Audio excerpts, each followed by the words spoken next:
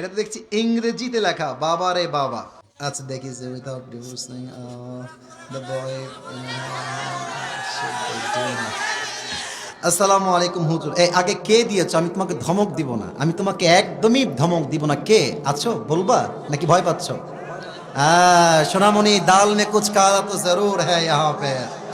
আচ্ছা ঠিক আছে, যাও, আমি বলবো না। আমি আজকে তোমাকে নাম বলতে বলছি না, আমি পড়া ট্রাই করছি। এদিকে তাকান। আসসালামু আলাইকুম হুজুর, টেক লাভ। ওয়ালাইকুম আসসালাম। প্লিজ আনসার, দয়া করে উত্তর দিবেন। আচ্ছা, a girl named A marriage a boy name B. একজন এ নামের ছেলে বি নামের মেয়েকে বিয়ে করেছে পারমিশন ছাড়া, উইথাউট হার প্যারেন্টস পারমিশন, কোনো অনুমতি ছাড়াই বিয়ে করেছে। After some days the girl named A marriage another বয়।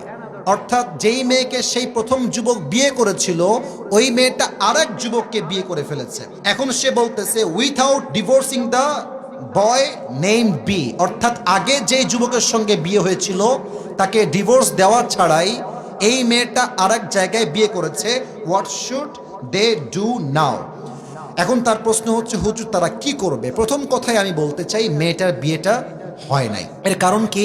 যদি কোনো মেয়ে সেকেন্ড কোনো বিয়ে করতে চায় তার স্বামীকে রেখে, তার স্বামীকে তাকে তালাক দিতে হবে। তালাক দিলেই হবে না, 3টা পিরিয়ড পার করতে হবে। 3টা পিরিয়ড যখন পার হবে তখন স্বামী এবং স্ত্রীর মাঝে রিলেশনশিপটা ফুললি ব্রেকআপ হবে। তখন মেয়েটা চাইলে অন্য কোনো জায়গায় বিয়ে বসতে পারে। এখন সে যে প্রশ্ন করেছে, এই প্রশ্ন হচ্ছে এমন হুজুর, সে ওই প্রথম ছেলেকে ডিভোর্স না দিয়ে আবার আরেক জায়গায় বিয়ে করেছে। আমার মনে হয় যেই মেয়ে প্রথম স্বামীর থেকে ডিভোর্স না নিয়েই অন্য কোথাও বিয়ে বসে যায়, তার চরিত্রে নিশ্চিত ভেজাল আছে যুবক ভাইরা। আর আমি একটা কথা মনে প্রাণে বিশ্বাস করি, বিশ্বাস বড় একটা দামি জিনিস। সস্তা মানুষ বিশ্বাসের মান ধরে রাখতে পারে না। যেই মেয়েটা তোমাকে ডিভোর্স না দিয়েই বিয়ে করেছে, মনে রাখবা ওইটা আসলে সেকেন্ড টাইম তোমার বউ হওয়ার যোগ্যতা রাখে না, ওকে ডিভোর্স দেওয়াই উত্তম হবে। তবে মেয়েটা যদি এখন সত্যি বিয়ে করে সংসার করে, আমি আপনাকে কোরআন দিয়ে বলছি, হাদিস থেকে বলছি, কোরআনের চোখ দিয়ে বলছি, হাদিসের চোখ দিয়ে বলছি, মাসআলার চোখ দিয়ে বলছি, মেয়েটা এখন স্বামীর সঙ্গে থাকলেও জেনা হবে, শুইলেও জেনা হবে, ডানে বামে যাবে, একসঙ্গে থাকবে, দ্বিতীয় স্বামীর সঙ্গে প্রত্যেকটা কাজ জেনার সামিল হবে। কারণ তার প্রথম বিয়ের থেকে সে এখনো মুক্তি পেতে পারে নাই। কথা ঠিক আছে কিনা বলে?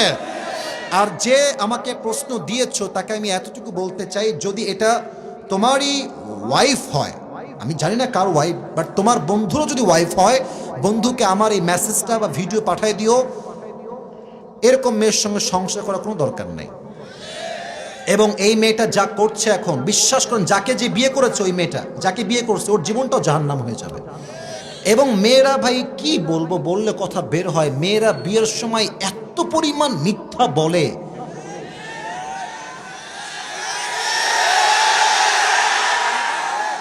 চার ঘাটে পানি খেয়ে আসছে বলে আমি তো জীবনে কারোর দিকে চোখ তুলেও তাকাইনি, আমার কেউ দেখে।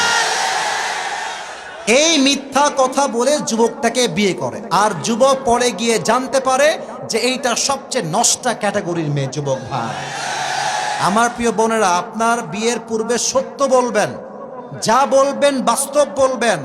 আপনি আজকে আটা মেখে বিয়ে করবেন, আপনাকে তো বাসতে পারে মুখ ধোয়া লাগবে। যুবক ভাইরা, কথা ঠিক আছে না? তো আমরা বলি আগের বেজার ভালো, পরের বেজার ভালো না। যা আছে বলে দেন, বাস্তবতাকে হাইলাইট করেন। যে ভালোবাসবে সে সবকিছু মেনে আপনাকে ভালোবাসতে চাইবে, ঠিক কিনা? আল্লাহ যেই মেয়েটা এত বড় বেঈমানি বাটপারি করেছে, আল্লাহকে হেদায়েত দান করুক। পড়েন সবাই আমিন। আর আমার মনে হয় যে এর পেছনে বাপ মায়ের হাত আছে, মেয়ের বাপ মায়ের হাত।